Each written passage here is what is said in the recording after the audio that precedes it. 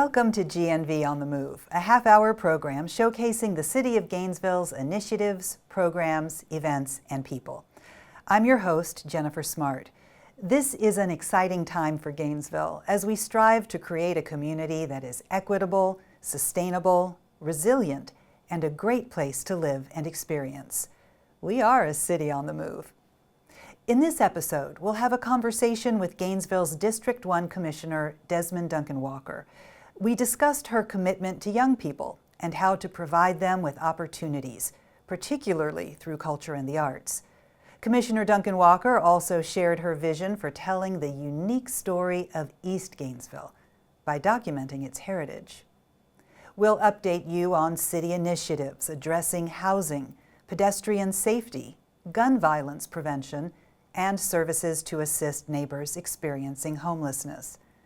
But first, here is a segment from Lend Me Your Ears Gainesville, a compilation by young playwrights. It's designed to promote healing and understanding around the issue of gun violence. The production was funded in part by One Nation, One Project, GNV, a city program connected to a National League of Cities initiative to improve youth health and well-being through the arts. Project partners included the Hippodrome Theater, We the People Theater, the River Phoenix Center for Peace Building, Alachua Academy, and Project Youth Build.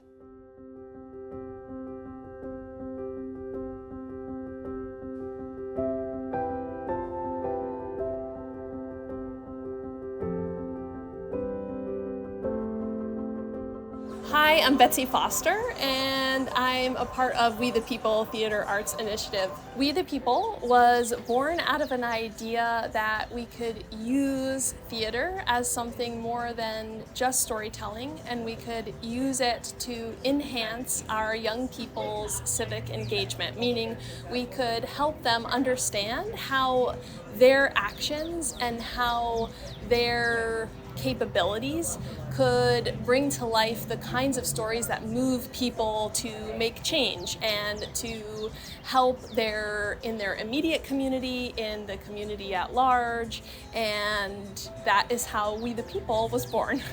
Using restorative justice principles in the theater context allows these young people to learn more about the motivations behind individual characters. We start to see the world with more nuance. We start to see how someone can make a decision, how that decision can turn into action. We can look at what's beyond and underneath the surface in subtext versus the actual text. And these tools can be helpful for helping young people understand the world around them, understand other people, and come to the world with more compassion, more understanding, and a desire to enact change. Lend Me Your Ears is a project using the themes from Shakespeare to create new pieces, new monologues written by the students. We first started Lend Me Your Ears with incarcerated young people. They created monologues based off the themes of Julius Caesar. They either created period pieces or they created more modern renditions. They crafted these monologues and they were performed by professional actors from all over the world. One of the most incredible things about the Lend Me Your Ears program was watching the young playwrights see their monologues performed. The actors, professional from New York, LA, all across the world, took on these roles as they would take on any of their professional performances. And they gave these characters real life that the playwrights got to watch and celebrate in their success. Desmon Duncan-Walker was first elected to the Gainesville City Commission in 2021 and has just been re-elected. She's focused on reducing gun violence, creating equitable housing policies and economic development in East Gainesville, and promoting the arts citywide. Commissioner Duncan-Walker, welcome to GNV On The Move. Thank you so much, Jen, for having me. This is absolutely awesome. Thank you. We're very happy to have you here. So I wanted to ask you first a little bit about your background and how it led to pursuing a seat on the City Commission. Well, Jen, interestingly enough, this is not the job that I dreamed about, but it's the job that I absolutely love. I think my trajectory and the way that I got here was probably a little unconventional. Believe it or not, I've grown up in this city. My family's history and heritage is long here. We were pioneer citizens of Gainesville and have been here since its beginnings. But I actually went to school at Bethune-Cookman College and declared political science as my major, and then quickly abandoned that idea. Not because I had taken any classes and didn't like it, but because I like to talk a little bit more. And so I got my degree in speech communications. But I would say that over the years, I have always been close to community and community issues. I have always been close to the issues of housing, always been close to the issues of economic development and social justice. Those things have always fueled my interests. But the arts also did, and I became a professional actress and singer and lived many years of my life in Miami and other places doing that. But when I came back home in 2014, after having been away from Gainesville for roughly 20 years, I recognized that this place that I loved was a place that I wanted to contribute to in a different way. And I was trying to reconcile how to do that. And I said, you know what? People had asked me years ago to consider a career in politics, and I said no, because I did not think that was where I would fit in. But when I realized the needs of my community in particular, the community where I was raised, the community where my family owns businesses, I said, you know what? It's important to have a seat at the table, to be a voice for individuals who need it, many vulnerable and voiceless. And so I decided that I wanted to make a run for the District 1 seat. And so you took your initial interest in politics, your training on the stage, your identity as a hometown girl, and you brought it all together into what has become a political career for you here in Gainesville and time spent advocating for your constituents. Absolutely. And you know what, Jen, I like to say I never considered myself as a politician, so to speak. I've always considered myself as a community advocate. It's just the way that I approach my work. And I think for a lot of people who have become weary of politicians, it's an easy way for me to create conversation, for me to be able to glean information, share, and be able to work with my constituents. And these are people really that you've known for most of your life in some cases. A lot of these people have helped raise me, you know, and that's something that I'm very clear about. I feel a real sense of responsibility to take care of them as best I can, to listen, to make sure that I am cognizant of what their issues are and that I put those issues forward and try to move them. And that value that you see in communicating, in being there and having a conversation, that also overlaps a lot with your career on the stage in theater and your appreciation for culture and the arts and what culture and the arts can do for a community, for a neighborhood, for an individual, and especially for young people. So this has been something you've been extremely vocal about. Oh, for sure, for sure. I had an introduction to the arts by my family at a very early age. And I love arts, Jen, just for the sake of the arts. But as I grew up and actually entered the arts world professionally, I began to understand the value of the arts in so many other ways. I began to see the correlation and read the data and the studies that showed us the correlation between theater and reading comprehension, music and math. I had a chance to work in Miami, Florida at the African Heritage Cultural Arts Center where I taught theater. And I tell this story all the time, Jen. I thought that I was going into inner city Miami, Liberty City, to teach Shakespeare to inner city youth. And when I got there, I was stunned because some, not all, some of my students were not reading anywhere near the grade level that I needed them to read in order to digest, comprehend, and perform Shakespeare. And it was heartbreaking for me. As a theater professional and practitioner, I was lost. I did not know what to do. I went home, I laid out on my floor, and I cried.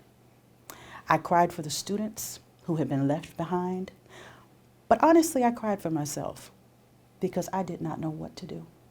I had no idea how I was going to go to work the next day and do the job that I was hired to do if my kids could not read. So I abandoned the Shakespeare. I started not to go to work. I thought I was going to resign. But a voice told me to go to work. When I walked through the door, I was not exactly sure what I was going to do. But as I walked through the double doors to that theater, something said improvisation. Something said extemporaneous speaking. something said, take your young people who can read and write on the appropriate level, let them be the writers. Take those who are not necessarily working up to grade level, let them be the execs and the visionaries, the visionaries.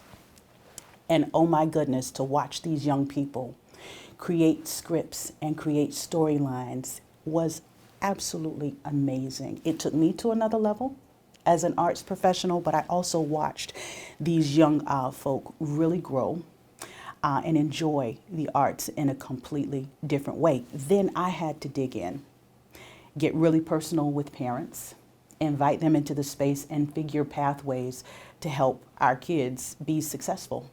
So, and you've brought that here, and you've even expanded it to not only do they become exposed to arts and culture, but we can reduce violence. We can reduce gun violence specifically. Absolutely. There is data that proves that the arts help to reduce recidivism, that the arts help to improve literacy, et cetera, and that it takes our children out of an element that unfortunately is promoting violence, and it helps them to use another part of their brain.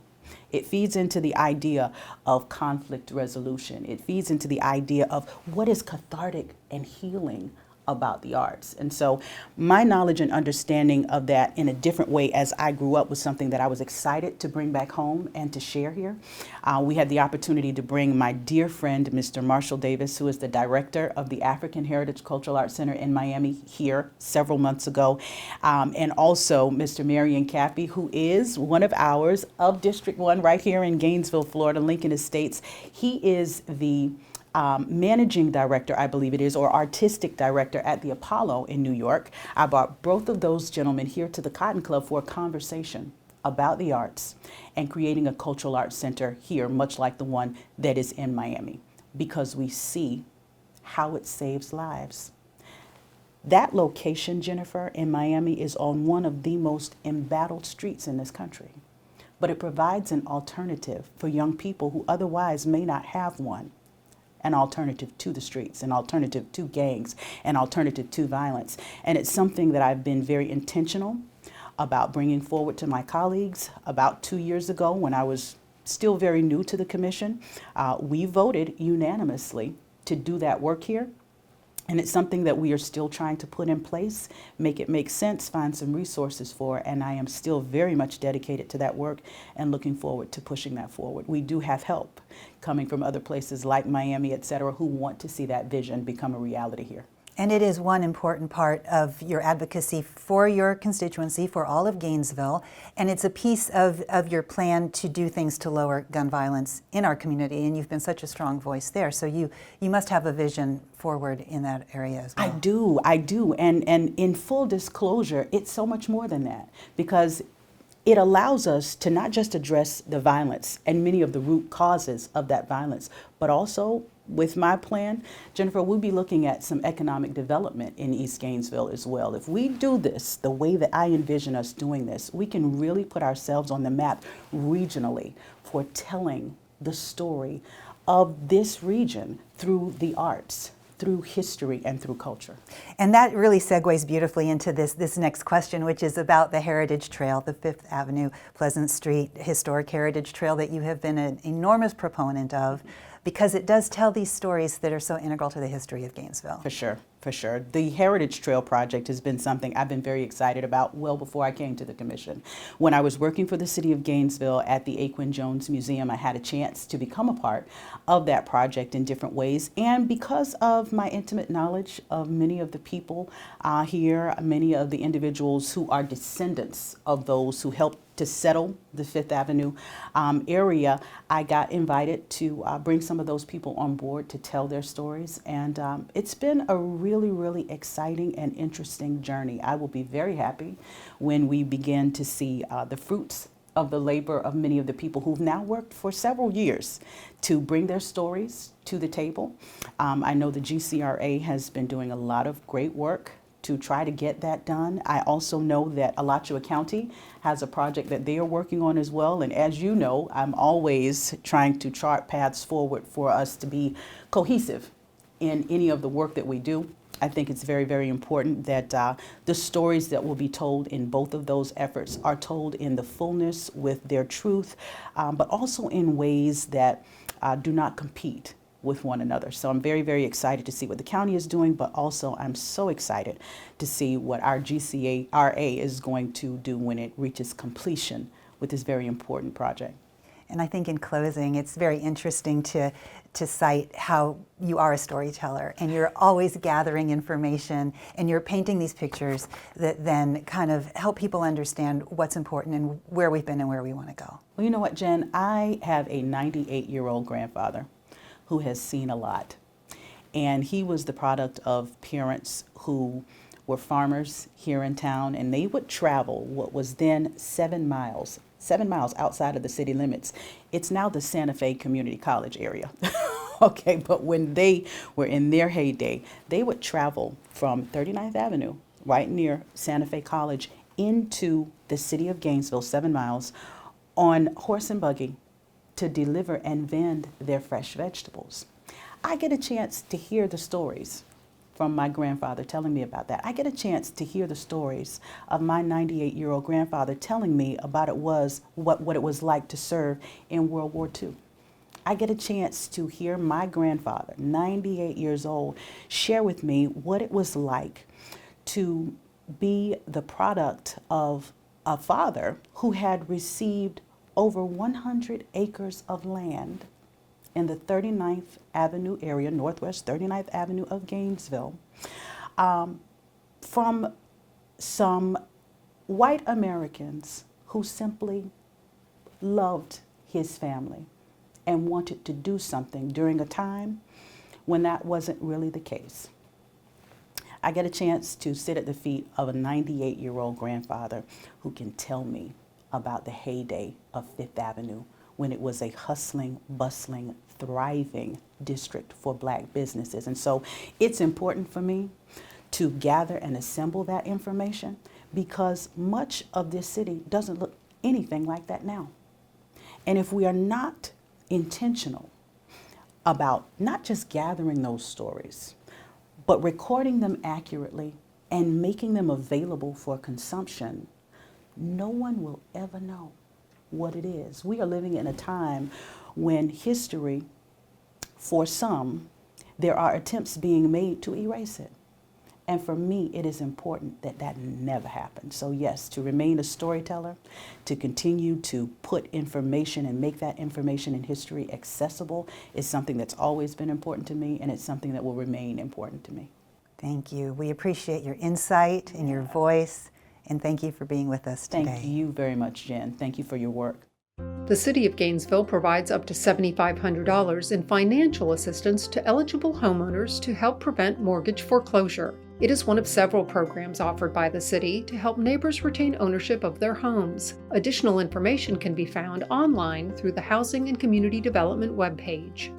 Each year, the City of Gainesville allocates $25,000 to Grace Marketplace and the St. Francis House for the Cold Night Shelter program. The program is activated between November 1st and March 31st whenever temperatures fall below 45 degrees. At either location, houseless neighbors can get in out of the cold for a warm meal and place to sleep.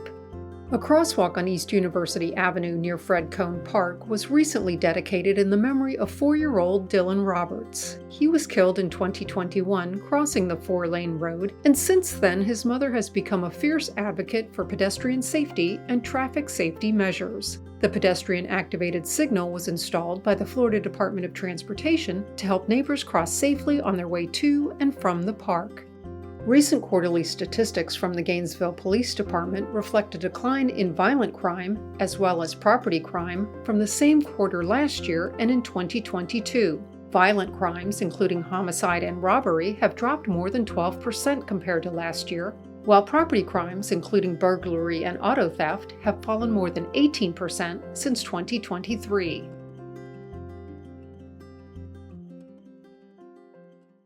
Barzella Papa is the current president and CEO of the Community Foundation of North Central Florida, where she has raised more than $100 million in support of a variety of causes. Under her direction, the Community Foundation has grown to $35 million in more than 120 charitable funds. They have awarded more than $50 million in grants, secured $35 million in planned gifts, and launched such successful initiatives as the Women's Giving Circle, the Amazing Give, the Center for Nonprofit Excellence, and most recently, the Philanthropy Hub. Barzella, welcome to GNV On The Move. Thank you for having me. It's wonderful to have you here.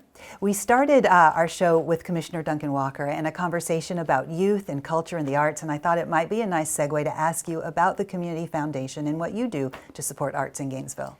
The beautiful thing about the Community Foundation is that we're very flexible and we're able to pivot to address some of our community's greatest needs, which here recently have been our arts and cultural organizations.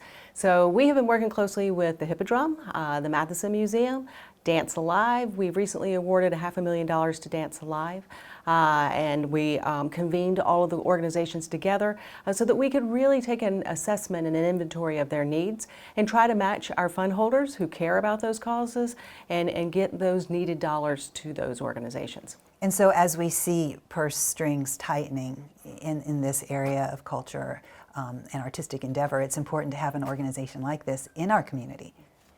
And so tell me a little bit about the history of community foundations. I love this question so much because I came from corporate America into this philanthropy field and learned a lot about it. So community foundations have actually been around for more than 100 years. The first one was established in 1914 in Cleveland, Ohio by a retired judge and banker who at that time, if you think back in history, you had very wealthy families creating family foundations. Ford, Rockefeller, Carnegie, Mott.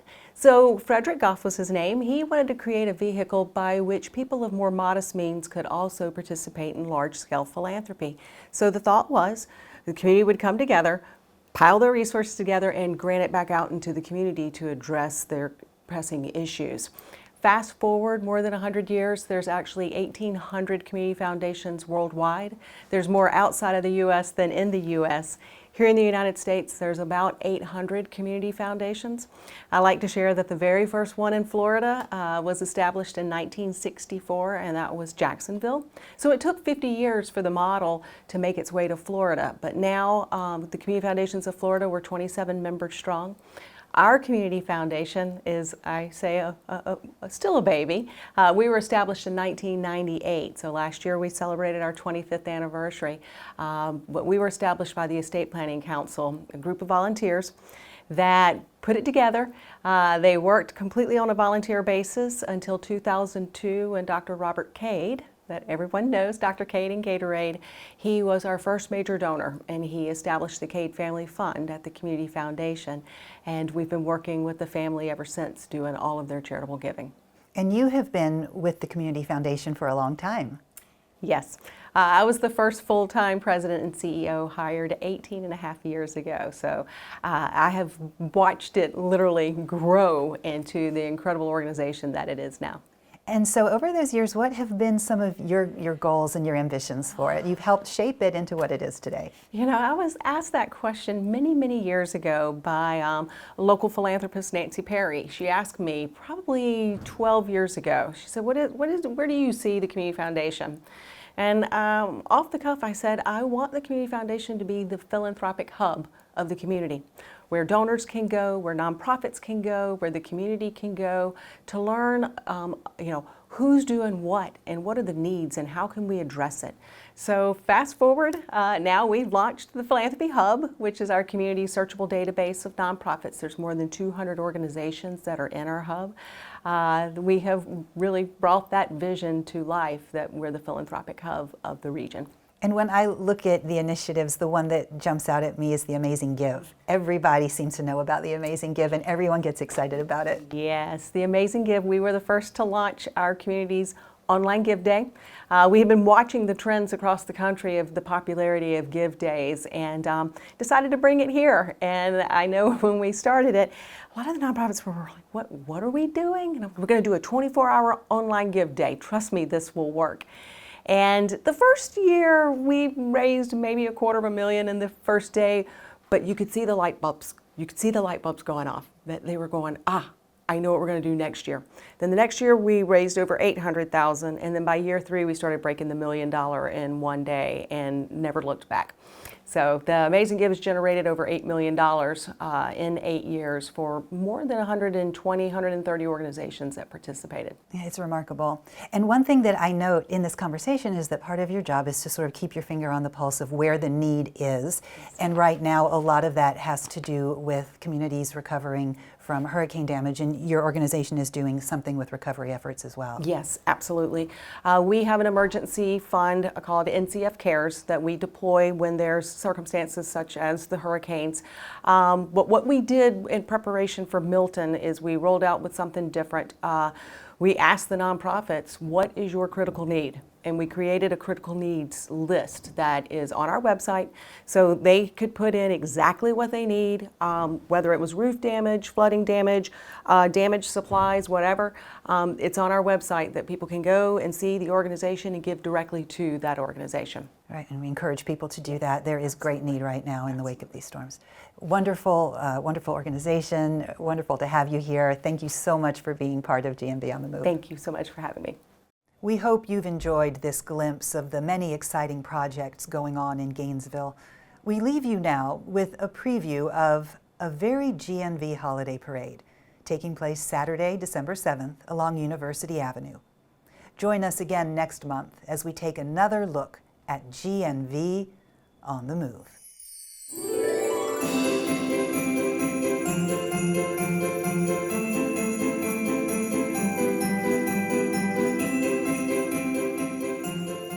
Bring the family to downtown Gainesville on Saturday, December 7th for a very GNV holiday parade. Beginning at noon, enjoy floats, dancers, marching bands, and a special appearance by basketball legend and parade grand marshal Shaquille O'Neal. Kick off the holiday season in style as Shaq leads the way down West University Avenue. And be sure to stick around after the parade for a variety of family-friendly activities the whole community can enjoy. Don't miss the City of Gainesville's A Very GNV Holiday Parade, the perfect way to start your holidays.